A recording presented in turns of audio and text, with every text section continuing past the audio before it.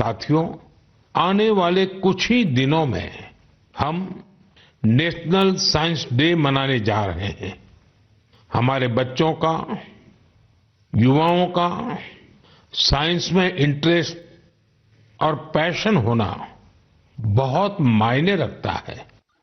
इसे लेकर मेरे पास एक आइडिया है जिसे आप one day as a scientist कह सकते हैं। यानी आप अपना एक दिन एक साइंटिस्ट के रूप में, एक वैज्ञानिक के रूप में बिताकर देखें। आप अपनी सुविधा के अनुसार, अपनी मर्जी के अनुसार कोई भी दिन चुन सकते हैं। उस दिन आप किसी रिसर्च लैब, प्लेनेटोरियम या फिर स्पेस सेंटर जैसी जगहों पर जरूर जाएं। इससे साइंस को लेकर आपकी जिज्ञासा और बढ़ेगी। स्पेस और साइंस की तरह एक और क्षेत्र है जिसमें भारत तेजी से अपनी मजबूत पहचान बना रहा है। ये क्षेत्र है एआई, यानी आर्टिफिशियल इंटेलिजेंस। हाल ही में मैं एआई के एक बड़े सम्मेलन में हिस्सा लेने के लिए पेरिस गया था। वहां दुनिया ने इस सेक्टर में भारत की प्रगति की खूब सराहना की। हमारे देश के लोग आज एआई का उपयोग किस किस तरह से कर रहे हैं, इसके उदाहरण भी हमें देखने को मिल रहे हैं। अब जैसे तेलंगाना में आदिलाबाद के सरकारी स्कूल के एक टीचर थोड़ासम कैलाश जी हैं।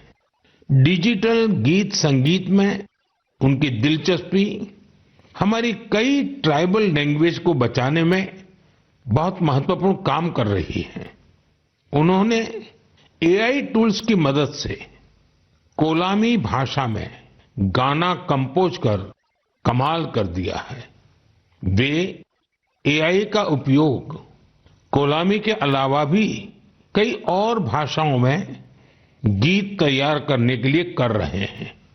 सोशल मीडिया पर उनके ट्रैक हमारे आदिवासी भाई बहनों को खूब पसंद आ रहे हैं। स्पेस सेक्टर हो या फिर एआई, हमारे युवाओं की बढ़ती भागीदारी एक नई क्रांति को जन्म दे रही है। नई नई टेक्नोलॉजी को अपनाने और आजमाने में भारत के लोग किसी से पीछे नहीं हैं। मेरे प्यारे देशवासियों, अगले महीने 8 मार्च को अंतर्राष्ट्रीय महिला दिवस है।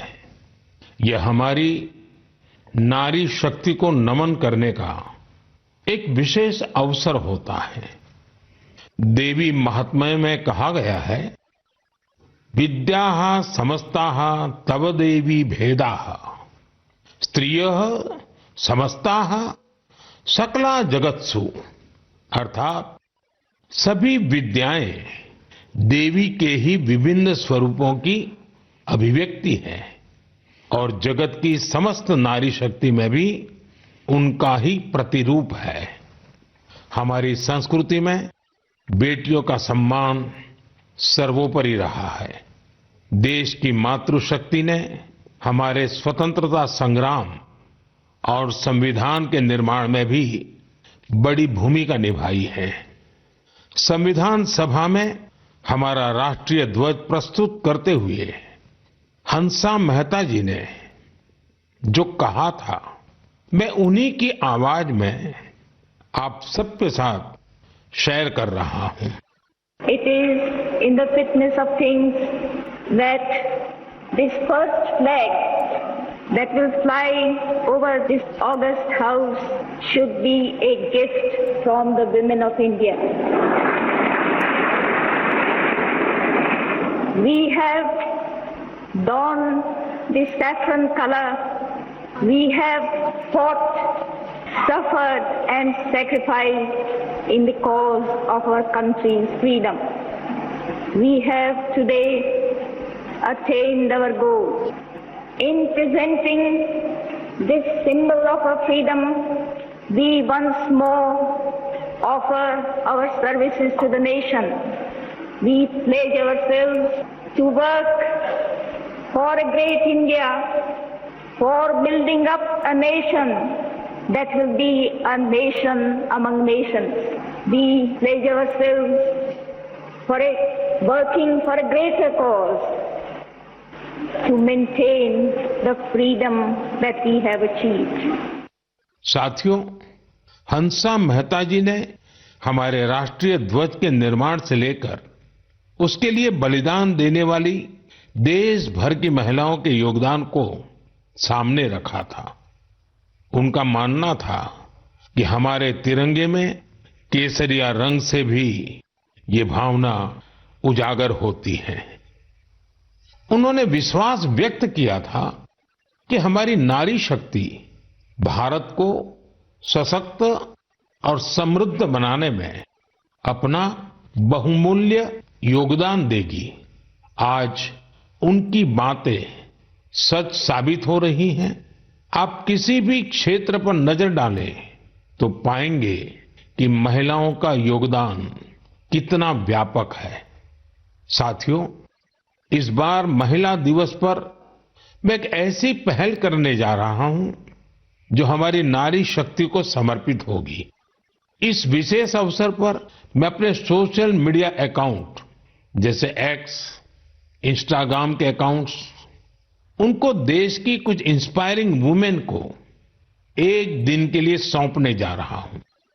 ऐसी वुमेन जिन्होंने अलग अलग क्षेत्रों में उपलब्धियां हासिल की हैं, इनोवेशन किया है, अलग अलग क्षेत्रों में अपनी एक अलग पहचान बनाई है। 8 मार्च को वो अपने कार्य और अनुभवों को देशवासियों के साथ साझा करेंगी। प्लेटफॉर्म भले ही मेरा होगा, लेकिन वहां उनके अनुभव, उनकी चुनौतियां और उनकी उपलब्धियों की बात होगी। यदि आप चाहती हैं कि ये अवसर आपको मिले तो नमो ऐप पर बनाए गए विशेष फोरम के माध्यम से इस प्रयोग का हिस्सा बने और मेरे एक्स और इंस्टाग्राम अकाउंट से पूरी दुनिया तक अपनी बात पहुंचाए। तो आइए इस बार महिला दिवस पर हम सब मिलकर अदम्य नारी शक्ति को सेलिब्रेट करें, सम्मान करें, नमन करें। मेरे प्यारे देशवासियों, आप में से बहुत सारे लोग ऐसे होंगे जिन्होंने उत्तराखंड में हुए राष्ट्रीय खेलों के रोमांच का आनंद उठाया होगा। देश भर के 11,000 से अधिक एथलीट्स ने इसमें शानदार प्रदर्शन किया। इस आयोजन ने देवभूमि के नए स्वरूप को पेश किया। उत्तराखंड अब देश में स्ट्रांग स्पोर्टिंग फोर्स के रूप में भी उभर रहा है। उत्तराखंड के खिलाड़ियों ने भी शानदार प्रदर्शन किया। इस बार उत्तराखंड 7वें स्थान पर रहा। यही तो पावर ऑफ स्पोर्ट्स है जो इंडिविजुअल्स और कम्युनिटीज के साथ साथ पूरे राज्य का कायाकल्प कर देती है। इससे जहां भावी पीढ़ियां प्रेरित होती हैं, वहीं कल्चर ऑफ एक्सीलेंस को भी बढ़ावा मिलता है।